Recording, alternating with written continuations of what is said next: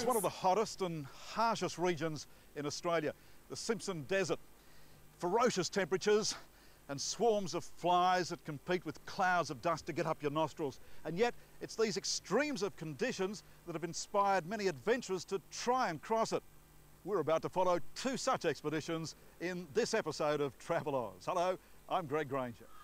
Also ahead, the Whitsundays. The two teams take in all the celebrations at the Hamilton Island Race Week. And life amongst the Boabs on one of the Kimberley's biggest properties. From cattle and crocs to cruising deep gorges full of squirting archerfish.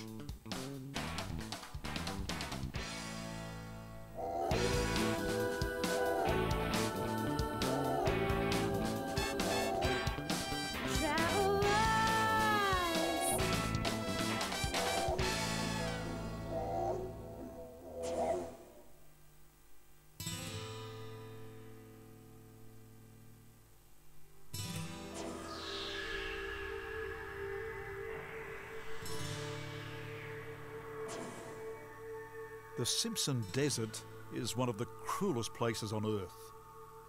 Massive sand dunes, arid landscapes, soaring temperatures. It's a forbidding territory, the driest region on the Australian continent, where the threat of death is ever present. This big bull camel is testament to just how hostile conditions can get out here in the heart of the Simpson Desert. Yesterday, the temperature reached 55 degrees. We've been driving for some 5 days now and haven't seen a sign of water. And it's in these conditions that one can so easily suffer dehydration or worse still, heat stroke and die. It's exactly because conditions in the Simpson are so hostile that makes crossing the desert such a challenge. In all, there are 1,100 huge sand dunes to get over. Many try it by car. Best to carry plenty of spares out here. Peter Badams has driven across it many times. Know it fairly well. Spent a lot of time in the areas where the tourists go, which is nice country, wonderful country. It's hard for tourist stuff. The stuff we're going into this time round is absolutely shattered and ancient country. It's the toughest stuff I've ever seen. It's millions of years old. The stuff we're going into is not domesticated. It doesn't have any of these bitumen roads. It doesn't have a track. And to travel, last time I was out that way, we spent 3 days travelling 80 kilometres with 3 vehicles, and each vehicle used 80 litres of fuel.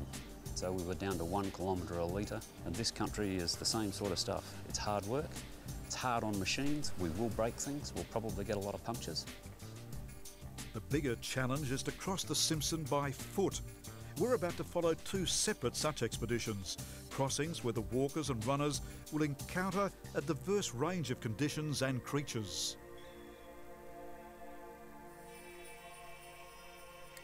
For starters, there's the vegetation.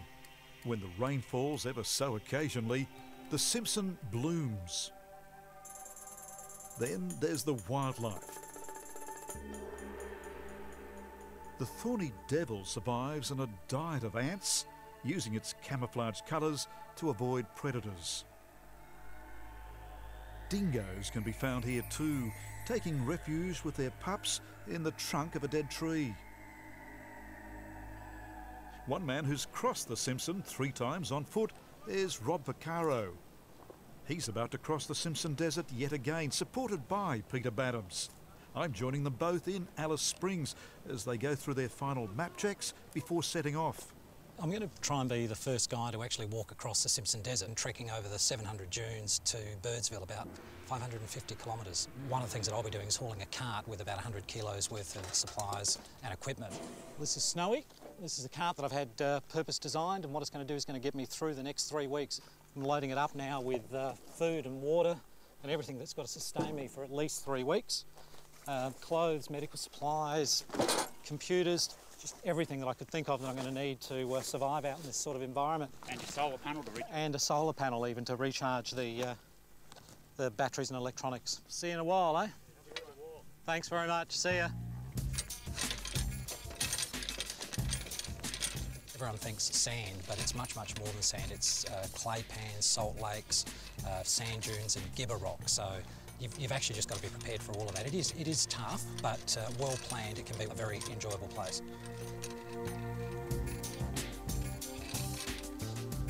Last time I checked the thermometer, it had peaked at 43 degrees. So just walking across this thing and hauling the cart is sapping every bit of energy that I've got. And I'm sure that I'm going to end up burning a lot more calories than I'm able to consume. The desert is actually starting to really take a lot of physical effect for me. Starting to actually feel sapped even after the first hour of every day. It's been pretty tough so far. The problem is I've still got a couple of weeks to go out here. Whilst it's physical, 80% is in my head, and I've just got to make sure that I can keep picking myself up every time I feel this low. Funny, the Simpson's very much, to me, like Beauty and the Beast. It can be beautiful, diverse, but it can also be unforgiving. Every single sand dune is an exhausting challenge for Rob. And remember, he has 1,100 of these monsters to drag his cart up and over. Any wonder people have perished out here. It's times like this that you just feel like tossing the towel in. I don't know how much more of this I can take, I really don't. Let's give it another crack. Come on, you cow.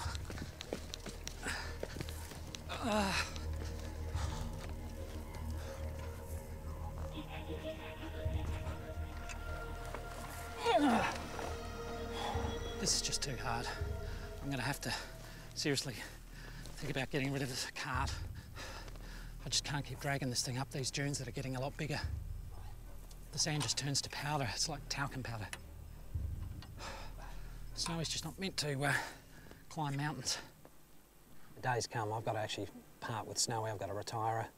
I just can't keep going at this sort of pace. I'm doing 2.7 kilometres an hour, and look, that's just not fast enough. I'm going to run out of supplies before I make it through to the end, so I'm going to have to take a GPS location of it and put everything I can into backpacks and get going from there.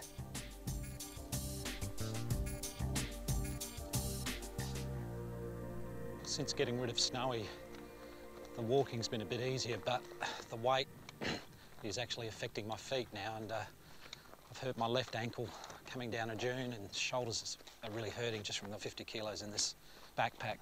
I'm making up time, which is a good thing, and every day I can see that the number of kilometres just closing down now. Rob Picaro is not alone out here. There are the camels who've made the Simpson their home. Some 700,000 are estimated to be running wild across Australia's outback. The terrain's still been changing almost daily. I've had a lot more gibber, I've had dunes that have just got increasingly bigger. And now, the closer I get to Birdsville, it's sort of flattening out, but it's sort of broken ground. The reality is that you've just got to take it and work with the desert rather than trying to think you're going to conquer it, because I can guarantee you can't. The birds near Birdsville signal that Rob's Simpson Desert Crossing is almost complete. Fantastic. First bird life I've seen for a long time, and I've got to tell you, that's a good sign, because it means I'm getting very close to Birdsville. And that's probably just the lift that I need to finish these last few kilometres. If I see another sand dune in my life, it'll be too soon. But I know that from previous things that I've done that you soon forget those bad days and you think only about the good things, the scenery, the wildlife and the experience. It's amazing how much the human spirit can actually endure, and then the mind can forget.